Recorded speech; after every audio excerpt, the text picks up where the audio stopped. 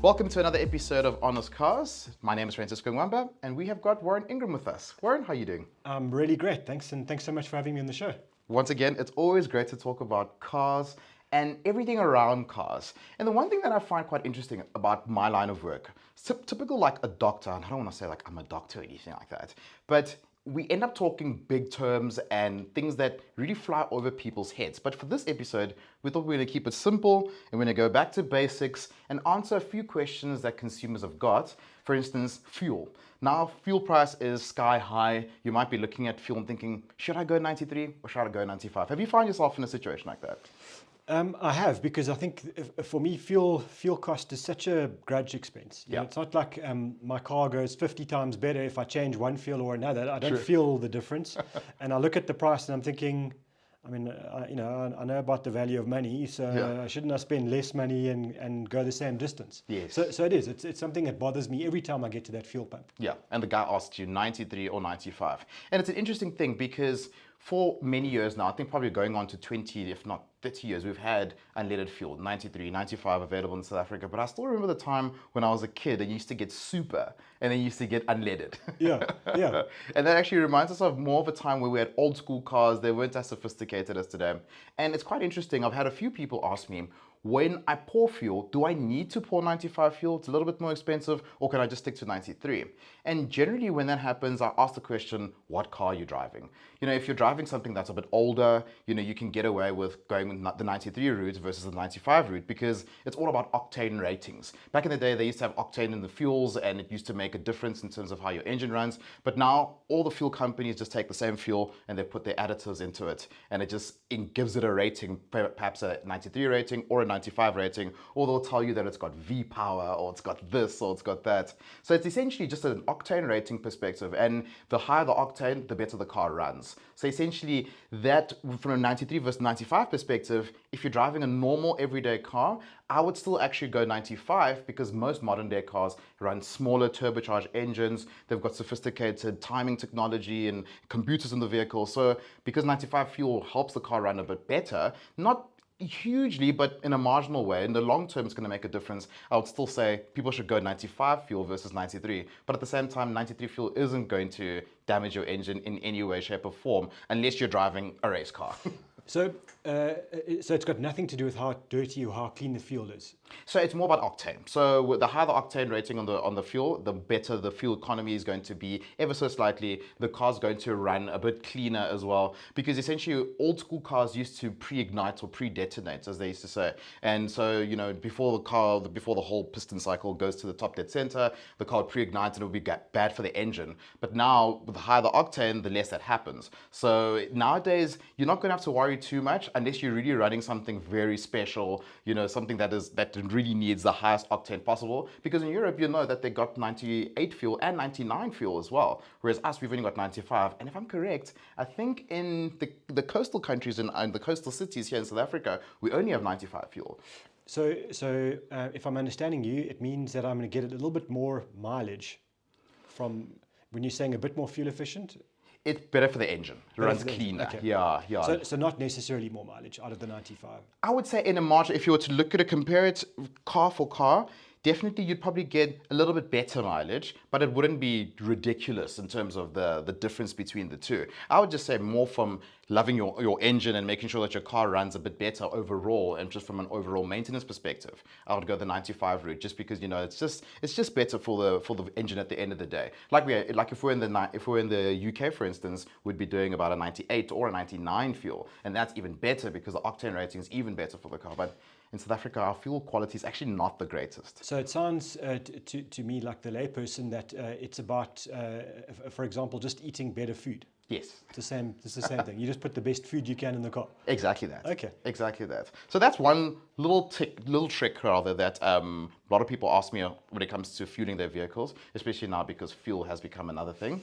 Yeah. And the second one is tires. I'm sure on your side, what has your tire experience been? I mean, we live in neighborhoods that have got decent roads, but I'm sure you probably have... What?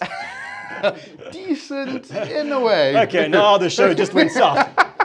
Relatively speaking, if I were to compare us, I mean, I spent the December holidays in Mozambique, and I love it. I'm half Mozambican myself, and those roads, after driving those roads, I said, "Wow, Brighton isn't as bad as what I thought it was." So when I say not bad roads, I'll put an asterisk there. Okay, so for me, tyres it's a bit like the fuel story. It feels like a grudge purchase. I know there's a major safety aspect. So having a good tyre, making sure, especially that there's enough grip, especially when it's raining. Those are basics to me that I think are important. But when I look at the prices of tyres, it really bothers me. I feel like we're getting absolutely ripped off, spending far too much. And then, when you talk to a tyre dealer and you say, okay, can you give me a quote? You buy exactly the same tyre from two different places and the prices could be 20 or 30% different. That's true. It feels to me like I don't know enough to make an informed decision about tyres, but I feel like we need to spend money on these things. Yes. And I mean, what you're saying is so true. And I even find myself in that situation with personal vehicles that I shop around quite a lot with tires, and I try to get the bare bones price because you know a friend of a friend who's in the industry. But even then, I still do see those discrepancies when it comes to the pricing of tires.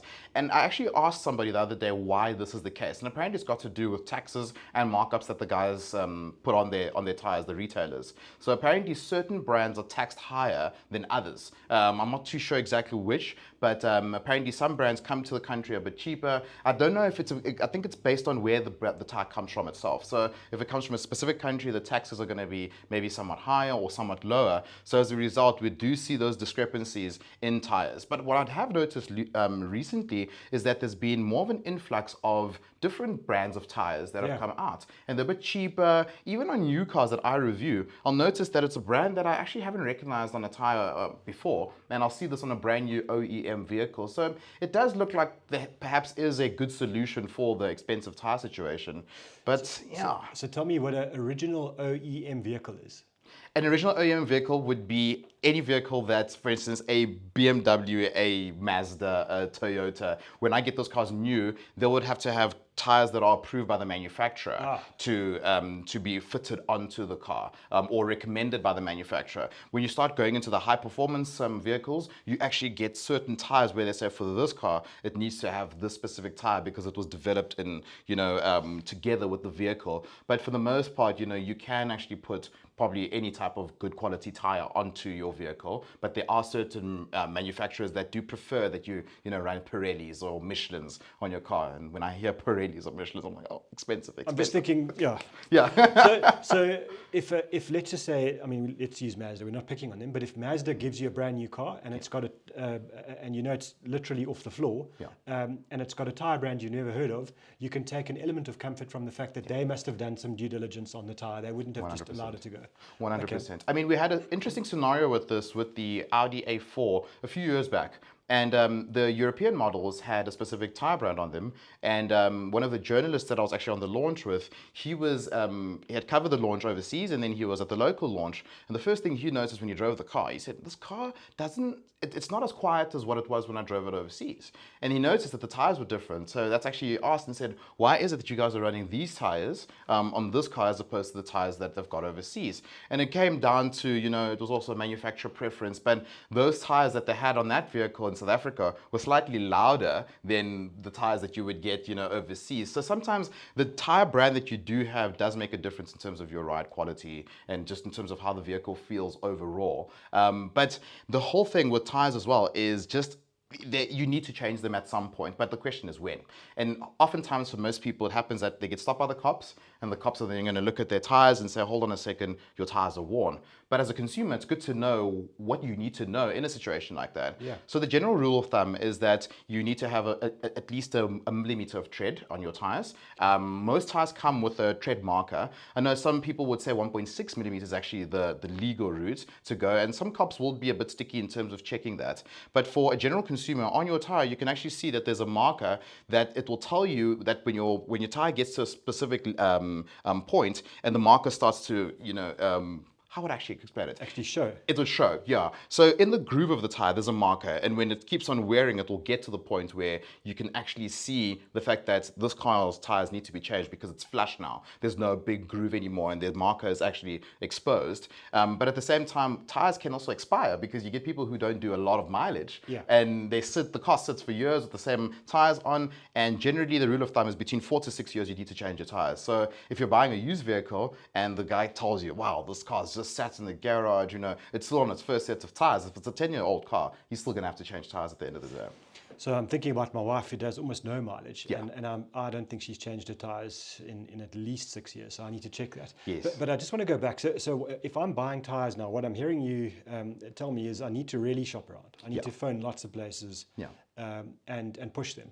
I would say that. I've done that personally, and I've literally gone to the point where I've compared quote for quote, and I said, but your friends at this place can give it to me for X amount. Why is there this chance? Because for me as a consumer, I just want to know, like you say, why is it that I can get this tire for this price, and then at another shop I can get it for 20% or 30% more or less? It's almost like, buying a bar wine for 5 Rand at a shop, and then you see it at 7 Rand 50 or 8 Rand at another shop. You'd ask yourself, why is it this price here? So why is it the other price on this side? Because sometimes as consumers, we feel bad asking for a better price. But, at the end of the day, these guys are running a business. They do have markups on their tires at the end of the day.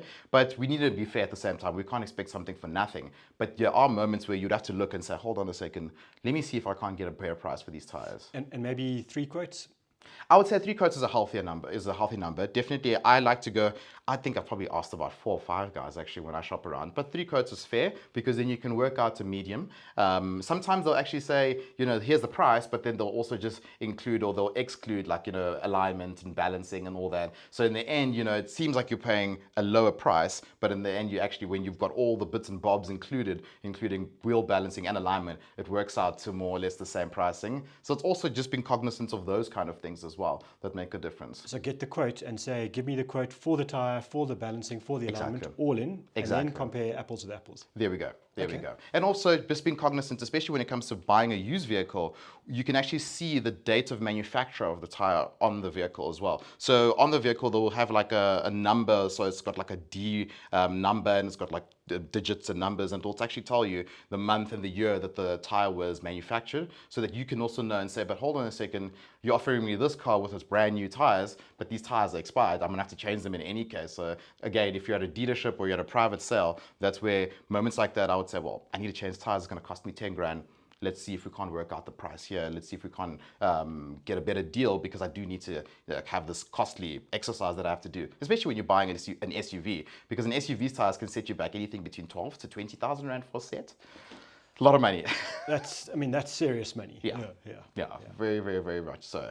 But yeah, basically on my side, those are just a few basic tips that I would give a consumer when it comes to fueling your vehicle and changing your tires, and just knowing about general maintenance, because it's often these questions that kind of seem silly to ask. They're actually quite important ones, because people feel silly saying, what should I do, 93 versus 95? I don't want to ask this question. I don't want to seem silly, but it's a very important question to ask at the end of the day. So I'm glad we're able to cover that today. And I must say, for me, because we're finding ways to save money, and sometimes paying up for 95 actually is a smarter thing to do. Yeah.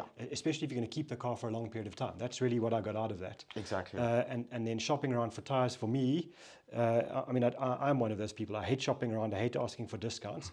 But if I can save, let's say 20 or 30% off 12,000 Rand, that's a real number. 100%. So that's a good few $1,000 that'll make my wife, the spreadsheet queen, happy. So thank you. I think that's real helpful. No, fantastic. So yeah, we'll look forward to talking more about other vehicle tips in our next episode.